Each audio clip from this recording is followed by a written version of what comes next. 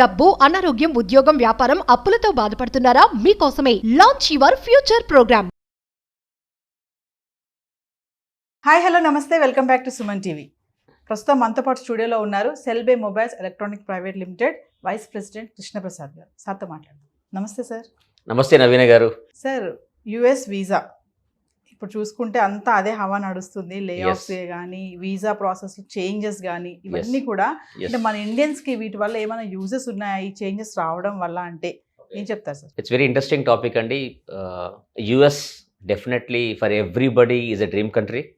Okay, నిజంగా అక్కడ యుఎస్కి వెళ్ళి ఉద్యోగం చేయాలి లేదా వ్యాపారం చేయాలని ప్రతి ఒక్క not only from India, every nook and corner of the world, ప్రతి ఒక్క దేశంలో సంబంధించిన ప్రతి ఒక్క సిటిజన్ కూడా యుఎస్కి వెళ్ళి అక్కడ సెటిల్ అయ్యారని కళ్ళగంటుంటారు. It's a dream country for everybody.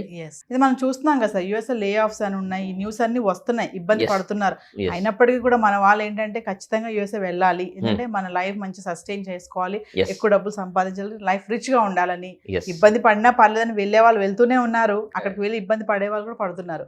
అంటే ఈ లే ఆఫ్స్ కూడా స్కిల్స్ సరిగా లేకపోవడం వల్లే వీళ్ళందరినీ వెనక్కి పంపించేస్తున్నారు, అంటే టాలెంట్స్ లేకపోవడం వల్ల అందుకే తీసేస్తున్నారు వీళ్ళందరినీ, అంటే ఏం చెప్తారు సార్?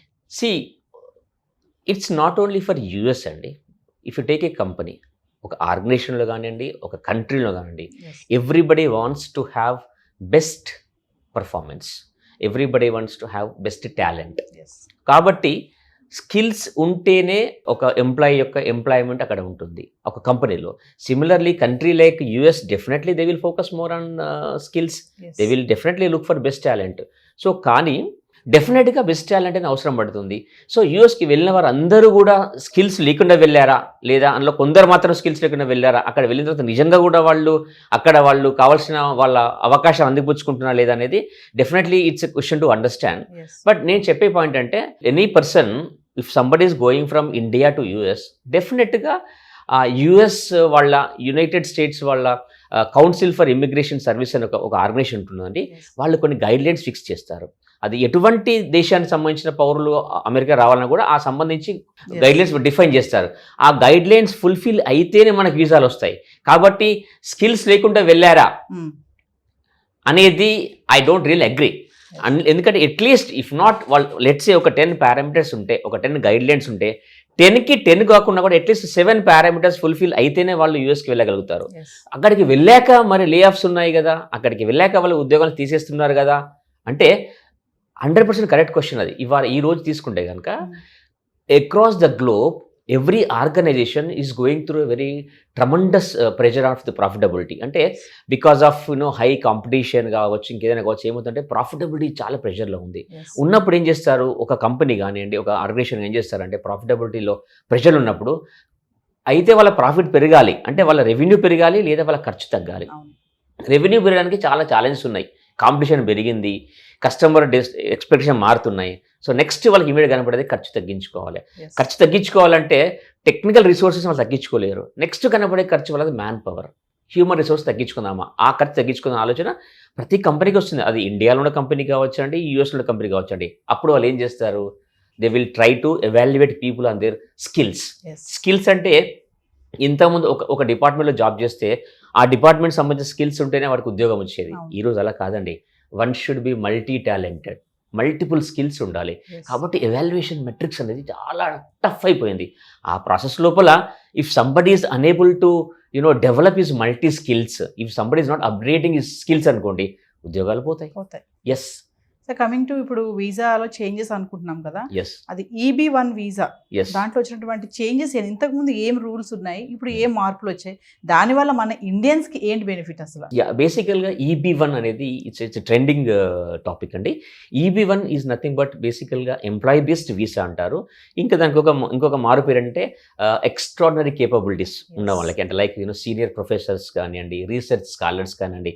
బేసికల్గా EB1 అనేది మనకి స్టెమ్ అనే డిపార్ట్మెంట్ తెలుసు కదా, science and technology, engineering and mathematics. ఈ డిపార్ట్మెంట్లో ఎవరైతే వెరీ సీనియర్ ప్రొఫైల్స్ ఉన్నవాళ్ళు, మంచి ఎక్స్పీరియన్స్ ఉన్న వాళ్ళు, ఇంటర్నేషనల్ ఇన్స్టిట్యూషన్స్ లోపల వాళ్ళకి సర్టిఫికేషన్స్ ఉన్న వాళ్ళకి కూడా మంచి అవకాశం ఉందన్నట్టు. దీంట్లో ఒకటి ఏంటంటే EB1లో బేసికల్గా వేరే వీసాలతో తీసుకుంటే కనుక it was a very time taking process. Okay, but today as a country which is having the highest GDP, US, they want to dominate their leadership. Yes. So they always want to attract the best talent across the world.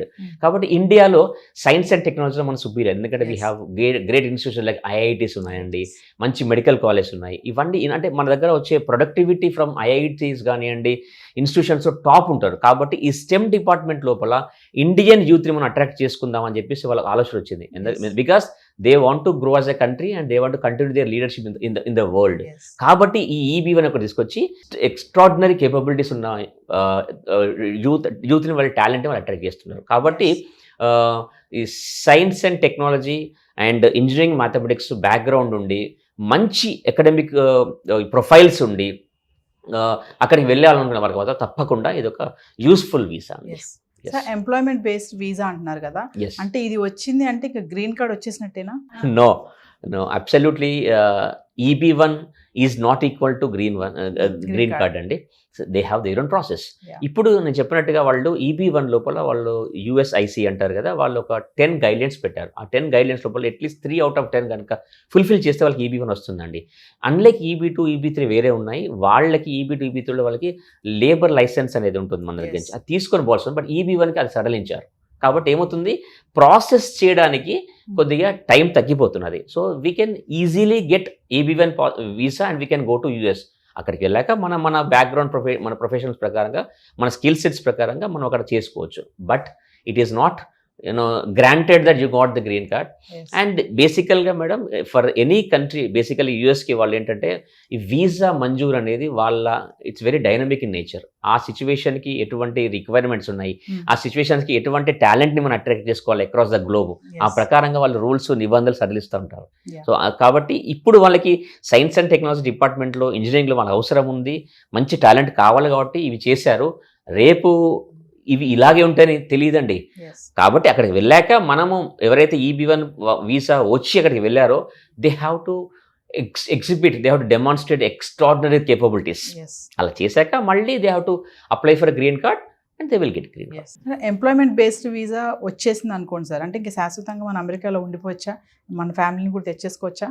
No, see this is again I'm telling you, అక్కడికి వెళ్ళాలనుకున్నప్పుడు ఒక రకమైన ఆలోచనతో వెళ్తారు ప్రతి ఒక్కరు. చాలా మంది చూస్తుంటాం, whether it is EB1 visa or any other visa, general ఏమనుకుంటారంటే హ్యూమన్ టెండెన్సీ ఎలా ఉంటుంది చాలా మంది చూస్తుంటాం మనం. నేను ఒక 10 years US లో ఉంటాను, అక్కడ జాబ్ చేస్తాను. ఎందుకంటే dollar price always much more higher than Indian rupee, కాబట్టి I will earn in dollars అనుకుంటాము. ఓ 10 years చేశాక మంచి పాకెట్లో మనీ ఎర్న్ చేసుకొని వచ్చేస్తాము అనుకుంటారు. బట్ డైనమిక్స్ మారుతూ ఉంటాయి. అక్కడ ఉండి కంటిన్యూ చేయాలంటే కంటిన్యూ చేయొచ్చు, లేదు if somebody is very patriotic in nature, I want to contribute towards my India అనుకుంటే కనుక they can come back. It is not necessary that you will stay back in US, they can come back to India, they can work in India. అంటే sir ఇప్పుడు ఈ changes ఇవన్నీ చూసుకుంటే అంటే skills ఉంటేనే మీకు గ్రీన్ కార్డ్ పక్కాగా వస్తుంది అని అంటే అబ్సల్యూట్లీ ఒప్పుకుంటాను నేను. అబ్సల్యూట్ అదే పాయింట్ ఒప్పుకుంటాను. ఈ రోజు సబ్జెక్ట్లో మ్యాథమెటిక్స్ లోపల ఎగ్జాంపుల్ చెప్తున్నాను. ఒక ఇంజనీరింగ్ బ్యాక్గ్రౌండ్ ఉంది అనుకోండి, మ్యాథమెటిక్స్లో 100% మార్కులు వచ్చాయి, లేదా అకాడమికల్గా హీఈస్ ఎక్స్ట్రీమ్లీ టాప్ అనుకోండి, అది సరిపోవట్లే. ఈ should have multiple skills, people management skills ఉండాలి, టెక్నికల్ స్కిల్స్ ఉండాలి, డెమాన్స్ట్రేషన్ స్కిల్స్ ఉండాలి. ఓకే, ఇవన్నీ అడాప్ట్ చేసుకొని అప్గ్రేడ్ చేసుకుంటూ పోతేనే, స్కిల్స్ అనేటి ఎవ్రీడే అప్డేట్ చేసుకుంటూ పోతేనే అది EB1 కానివ్వండి, ఇంకేదైనా వీసా కానివ్వండి, మనకి we can sustain in the positions. అంటే ఇప్పుడు స్క్రాప్ ని అంతా తిరిగి మళ్ళీ ప్యాక్ చేసి పంపించేయడానికి అంటే ఆ మాట వినడానికి కొద్దిగా ఇబ్బందిగా ఉంది నాకు. సో ఎందుకంటే సార్ మన ఇప్పుడు స్కిల్స్ ఉంటేనే గ్రీన్ కార్డ్ పక్కా అన్నప్పుడు మరి దీన్ని మనం స్క్రాప్ అనే అనుకోవాలి కదా. ఓకే, ఒక మాటలో చెప్పాలంటే కరెక్ట్ అండి. కాబట్టి ఈ EB1 వీసాలో ఎవరైతే అప్లై చేస్తున్నారో వాళ్ళు ఎక్స్ట్రాడినరీ కేపబిలిటీస్ అని వాళ్ళు వర్డ్ వాడుతున్నారు. ఓకే, కాబట్టి యూఎస్కి వెళ్ళిన ఎనీ ఇండియన్ సిటిజన్ కావండి, లేదా ఇండియన్స్ కానివ్వండి, వేరే కంట్రీ వాళ్ళు కానివ్వండి, కావాల్సిన మోస్ట్ ఇంపార్టెంట్ యాక్టివిటీ ఏంటంటే they have to update their skills.